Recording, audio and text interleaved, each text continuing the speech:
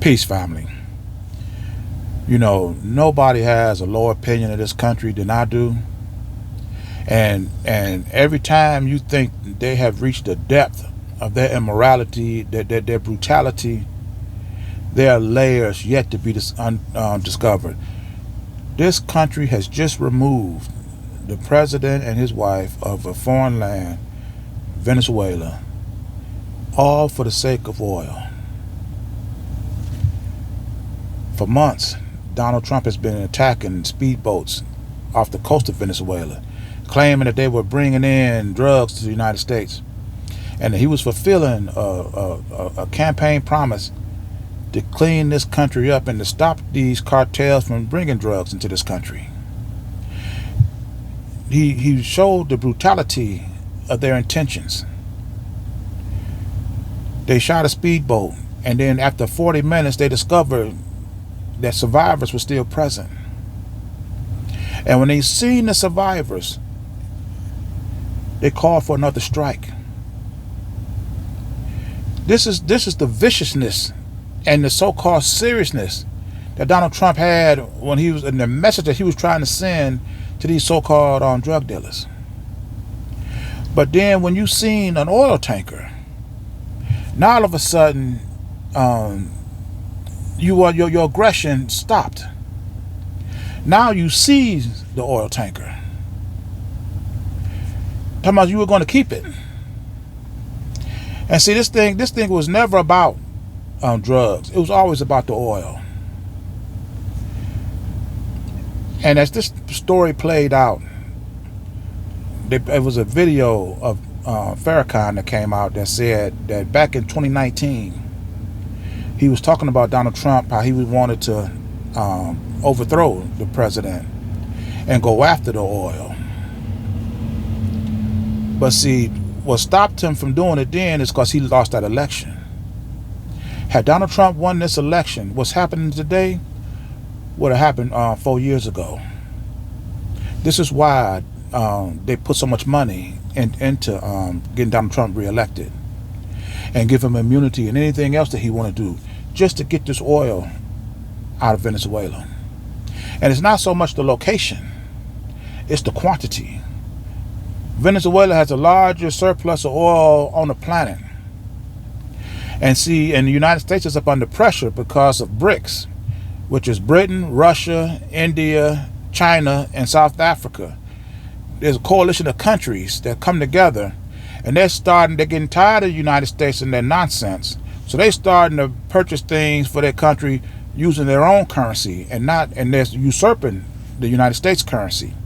Because see, in order to buy oil, no matter where you at on the planet, you have to use U.S. currency to do it. And by United States seizing Venezuela's oil, now anybody that was buying it from them is going to buy directly from the United States. And see, in Donald Trump and his administration,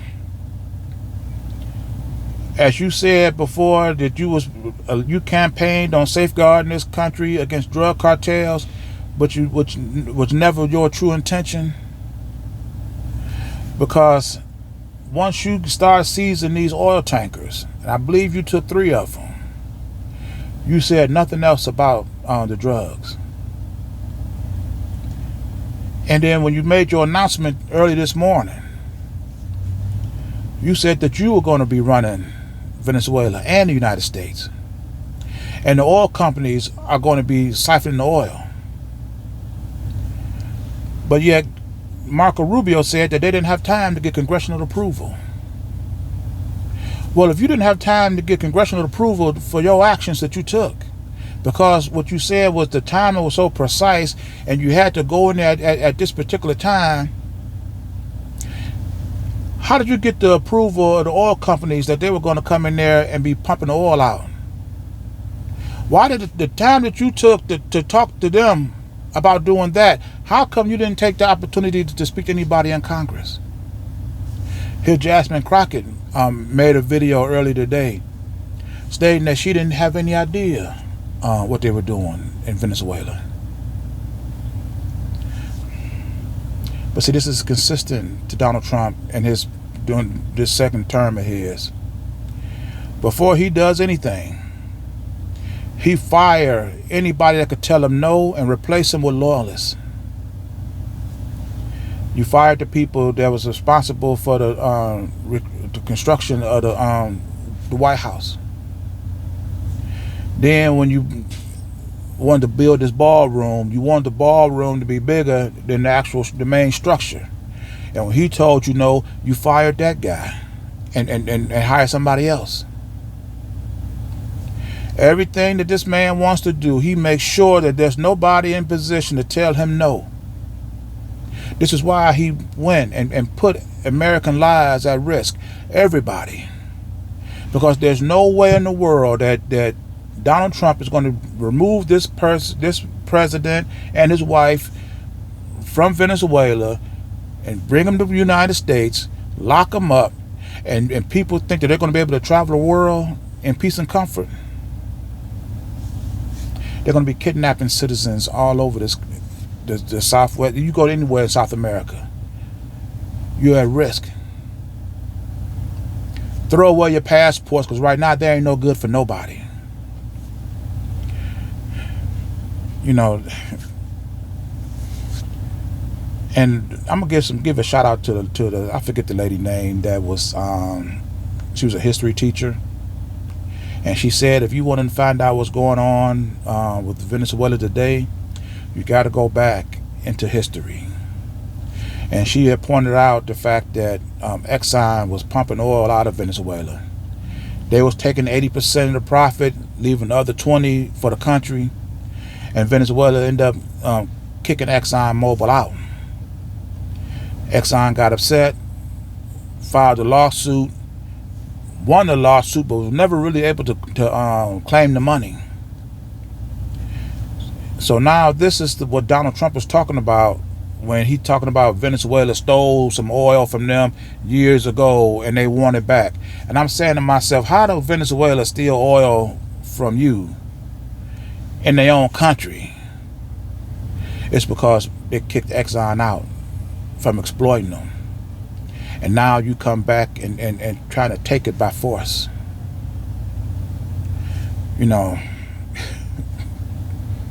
like I say, and I appreciate her historical aspect to this. You have to go back in history and see the actions and behaviors of these people and to predict how you can handle them today. This is nothing new to this country, to this administration, and to these people. And Marco Rubio, I don't know what kind of, because you from somewhere from Venezuela or wherever you're from, but these are basically your own people that you're participating in this. And for your own personal gain, you doing this to your own people. You know, this is, like I say, whenever you think that these people have reached the depths of immorality, they show you time and time again that there are layers yet to be uncovered. Like I say, throw away your passports. They're no good. There's no way on earth that this is going to end no time soon, and it's not going to end well for this country. I can just about guarantee that. Well, I'm gonna end this video here, and as always, these are my thoughts, my opinions. I invite you to leave yours in the comments, and I'll see you in my next video. Ashe.